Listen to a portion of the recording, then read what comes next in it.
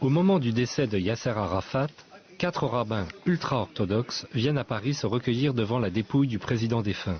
Leurs paroles, politiquement très incorrectes, ne trouvant aucun lieu pour s'exprimer, Dieudonné, au nom de la liberté d'expression, leur propose son théâtre pour une conférence de presse.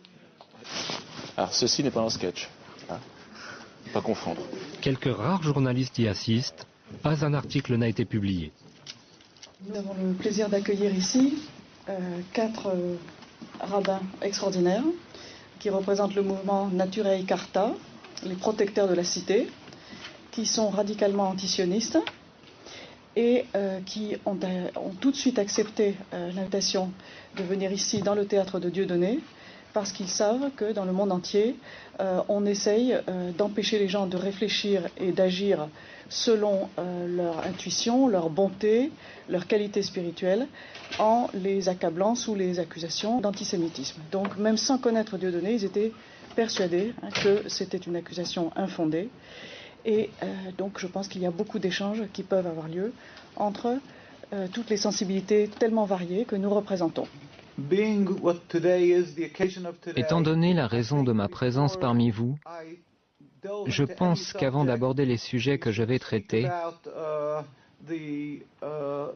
je me dois d'évoquer la mémoire du président Abou Ammar Yasser Arafat, qui était un homme exceptionnel, sortant de l'ordinaire. Pour le peuple juif, contrairement à la croyance populaire, c'était également une personne à l'esprit clair. Il avait une vision de l'avenir, une compréhension très profonde de ce qu'est vraiment le judaïsme et de ce qu'est le sionisme.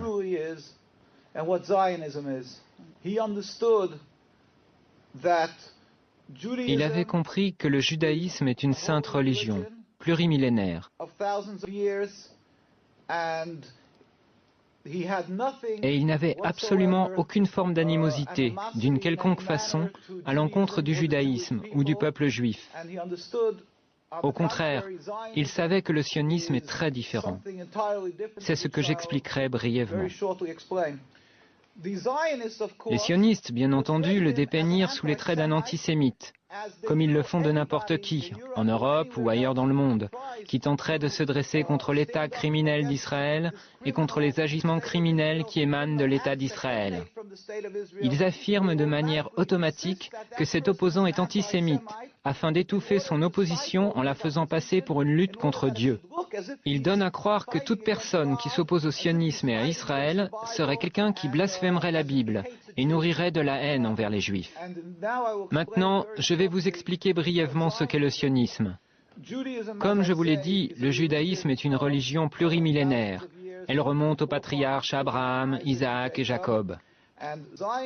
Le sionisme est à peine centenaire, créé par Theodor Herzl et ses amis, des gens totalement athées, des gens qui étaient totalement étrangers à la religion, qui détestaient la religion. D'après la croyance juive, depuis la destruction du Temple il y a près de 2000 ans, c'est-à-dire depuis l'exil du peuple juif, Dieu a fait jurer au peuple juif de ne point tenter de retourner en masse sur la terre d'Israël.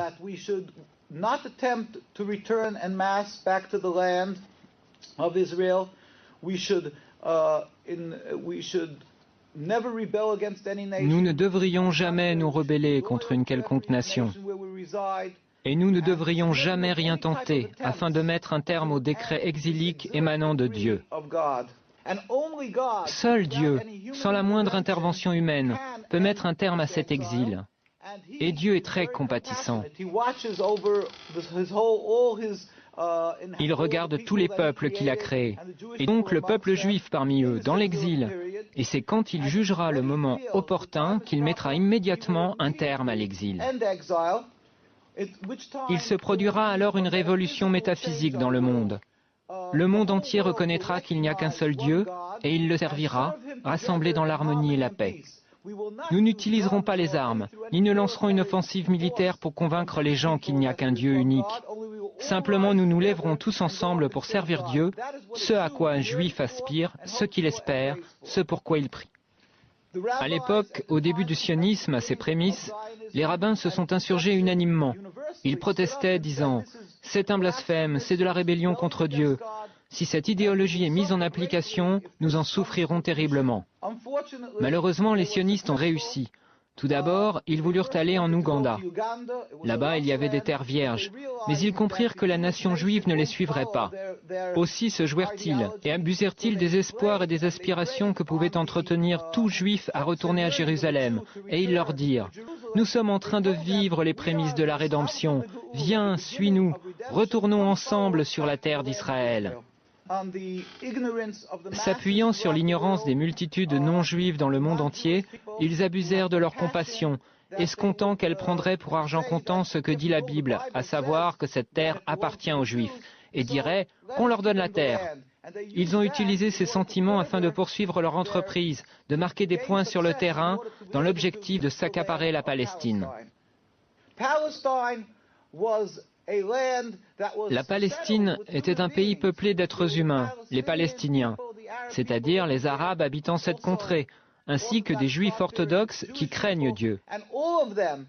Et tous dirent comme un seul homme, « Nous ne voulons pas d'un État d'Israël, nous ne voulons pas de ça. » Et étant donné que les sionistes ont usurpé la terre, qu'ils sont allés en Palestine et qu'ils l'ont volée au peuple palestinien, ils ont soumis ce peuple par la force des armes, puis ils l'ont expulsé. C'est là une seconde grande tragédie, une transgression, une rébellion contre Dieu, un agissement criminel contre Dieu. Et tous les rabbins étaient contre ces exactions. Ils étaient ulcérés, révoltés par ce que ces juifs non religieux avaient fait. Je terminerai par ceci. Je tiens à dire simplement que les sionistes, bien loin d'être les protecteurs des juifs et les garants d'un havre de sécurité pour eux, sont en réalité les principaux responsables de l'antisémitisme dans l'ensemble du monde. Là où l'antisémitisme n'existe pas, les sionistes le fabriquent. Ils sont les principaux responsables des dissensions et de la haine envers les juifs dans le monde entier. Nous prions.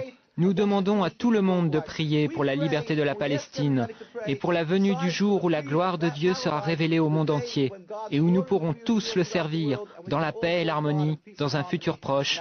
Amen.